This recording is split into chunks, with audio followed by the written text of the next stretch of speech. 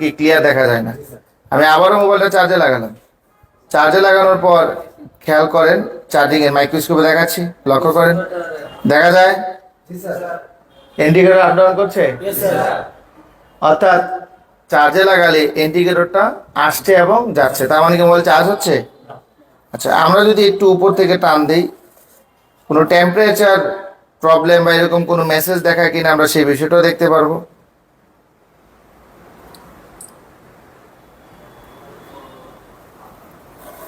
এখানে একটা লেখা আছে দেখেন, চার্জিং স্টপ আছে না? কি লেখা আছে? Charging stop. দেখা যায় ক্লিয়ার? খেয়াল করেন, চার্জিং স্টপ।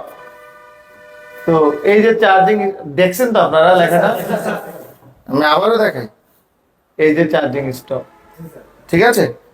তো এই যে চার্জিং স্টপ লেখাটা আসলো, এই চার্জিং স্টপ লেখাটা কেন আসে? বিভিন্ন কারণে হতে পারে। হতে পারে চার্জিং এর লাইনে কোনো প্রবলেম আছে, হতে পারে চার্জিং লাইনে কোনো শর্টেজ আছে, তখন এরকম ধরনের চার্জিং স্টপ সমস্যা আসতে পারে। কথা কি বুঝাইতে পারছি?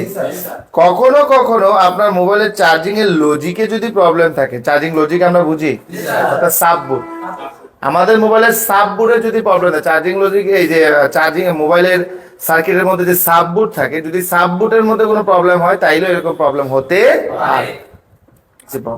আমরা মোবাইলটাকে প্রথমে খুলে নিব, খোলার আগে আরেকটা বিষয় খেয়াল করতে হবে আমাদের, যে অ্যাম্পিয়ার কত নেয়। কথা বুঝেন নাই? আমরা জাস্ট দেখলাম চার্জিং স্টপ লেখা আছে, দেখেন এখানে আরেকটা বিষয় খেয়াল করেন।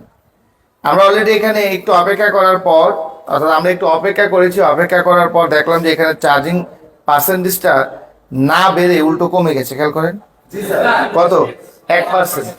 ভাবলাম যে একটু অপেক্ষা করি যে আসলে এরকম দেখালেও চার্জিং পার্সেন্টেজটা বাড়ে কিনা, উল্টা না বেড়ে চার্জটা কি কমে গেছে, অর্থাৎ চার্জ কি জমা হচ্ছে। তার মানে আমাদের কাছে এরকম আজব সমস্যা আসতে পারে না। চার্জে লাগালে চার্জ বাড়ার কথা, কিন্তু আমরা চার্জে লাগাইছি মোবাইলের চার্জ কি কমে যাচ্ছে। কথা কি বুঝাইতে পারছি? এখন আমরা কি করব, অ্যাম্পিয়ার চেকার একটু লক্ষ্য করব যে অ্যাম্পিয়ার কত নিচ্ছে। কথাটা মনে হয় বুঝেন নাই কেউ। আমরা যখন মোবাইলটা চার্জে লাগাচ্ছি, এই যে কত অ্যাম্পিয়ার নিচ্ছে, 0.6 অ্যাম্পিয়ার নিচ্ছে। আপনারা একটু ক্যামেরাতে দেখেন, ওই যে ওইটা দিয়ে দেখেন কত নিচ্ছে, আবারও দেখেন। এখন মোবাইলের ডিসপ্লে লাইট কিন্তু বন্ধ হয়ে গেছে। কথা বুঝছেন? কিন্তু ডিসপ্লে আলো জ্বলছে, কত অ্যাম্পিয়ার নিচ্ছে, 0.6। ডিসপ্লে আলোটা বন্ধ করে দিলাম, এই ডিসপ্লে আলোটা বন্ধ করে দিলাম, নেয় কোন অ্যাম্পিয়ার? খেয়াল করবেন, এটা একটু যদি ইয়ে হয়ে যায় ক্লিয়ার করবেন। আমি আবারও ডিসপ্লে লাইটটাকে জ্বালাই দিলাম, দেখেন যখন ডিসপ্লে লাইটটাকে জ্বালিয়ে দিচ্ছি তখন কিন্তু অ্যাম্পিয়ার কত নিচ্ছে, 0.6। আর যখন ডিসপ্লে লাইটটা অফ হয়ে যাচ্ছে, অর্থাৎ মোবাইলটা যখন স্লিপ মোডে চলে যাচ্ছে, তখন এখানে কোনো প্রকার অ্যাম্পিয়ার নিচ্ছে না। এখন মোবাইলের স্লিপ মোডে চলে গেছে না, লাইটটা দিয়েই দিতে হবে। দেখেন আমি টেবিল লাইটে জ্বালিয়ে দিলাম, এখন খেয়াল করেন এখন কত নিচ্ছে, 0.1 অ্যাম্পিয়ার, 0.1।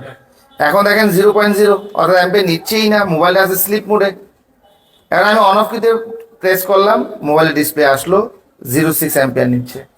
আমি মনে হয় কথাটা বুঝাইতে পারছি। অর্থাৎ যখন আমরা মোবাইলের ডিসপ্লেটাকে অন করে দিচ্ছি, অর্থাৎ মোবাইলটাকে যখন চালু করার চেষ্টা করছি বা স্লিপ মোড থেকে যখন অন করছি, তখন 0.6 অ্যাম্পিয়ার নিচ্ছে।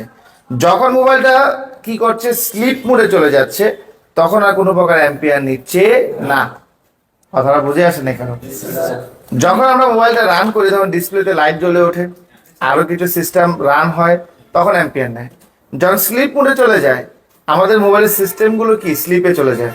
যদি সিম লাগানো থাকে সেক্ষেত্রে সিম অ্যাক্টিভ থাকে, অর্থাৎ নেটওয়ার্ক সেকশন কাজ করতে থাকে। তো আপাতত তো সিম লাগানো নাই, যদি সিম লাগানো নাই তার মানে নেটওয়ার্ক সেকশনও কি কাজ করছে না। কথাটা বুঝবেন, কিন্তু বুঝতেছেন? তো এখন আমরা স্লিপ মোডে যাচ্ছি, ডিসপ্লে অফ হয়ে যাচ্ছে, আর ডিসপ্লে অফ হয়ে গেলে কোনো অ্যাম্পিয়ার নিচ্ছে না। তো এখন আমরা কি করবো, মোবাইলটা খুলে ফেলবো। মোবাইলটা খুলে কি করবো, চার্জিং আইসি পরিবর্তন করে ফেলবো না। আগে আমাকে এই চার্জিং আইসিটা ঠিক আছে, আগে বেসিক যে বিষয় আছে, অর্থাৎ চার্জিং এর যে বেসিক বিষয় আছে ওইটা চেক করতে হবে। চার্জিং পোর্ট চেক করতে হবে, চার্জিং এর লজিক চেক করতে হবে, বিটিভি কানেক্টর চেক করতে হবে, ঠিক না ভাই? ঠিক। এখন আসেন আপনি যদি আপনার কাছে যদি চার্জিং এর লজিক থাকে তাহলে তো কোনো কথাই নেই, তাহলে চার্জিং পোর্ট পরিবর্তন করার দরকার কি? আপনি আগে লজিকটা পরিবর্তন করে দেখেন, এরপরে বিটিবি ফ্লাক্স রেবন চেক করেন, এরপরে আপনি চার্জিং এরিয়াতে যান। অর্থাৎ একটা মোবাইলে চার্জিং সমস্যা হলে ফার্স্ট টাইম আপনাকে কি করতে হবে? চার্জিং এর বেসিক বিষয়টাকে চেক করতে হবে। কথা ঠিক না ভাই? ঠিক। এবার আমি এই মোবাইলটাকে খুলে ফেলবো, অফ করে দিব। একটা মোবাইল খোলার আগে অবশ্যই এই মোবাইলটা সুইচ অফ করে নেওয়া অত্যন্তই জরুরি।